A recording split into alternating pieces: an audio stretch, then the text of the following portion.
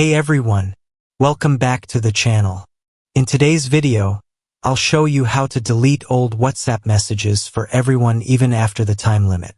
If you've sent something by mistake and thought it was too late to remove it, don't worry, I'll walk you through the trick step by step. Let's get started. First is open your WhatsApp and find a delete message, and you notice that it only shows the delete for me option. To fix this, go to the settings and search for the date and time. Now disable the automatically date and time option, manually set date and time to just a few minutes, and after that go back to the WhatsApp, tap and hold the message again, and now you can see the delete for everyone. And that's it. Now you know how to delete old WhatsApp messages for everyone even after the time limit. If you found this tutorial helpful, don't forget to like, subscribe, and hit the notification bell so you won't miss more WhatsApp tips and tech hacks like this. Thanks for watching, and see you in the next one.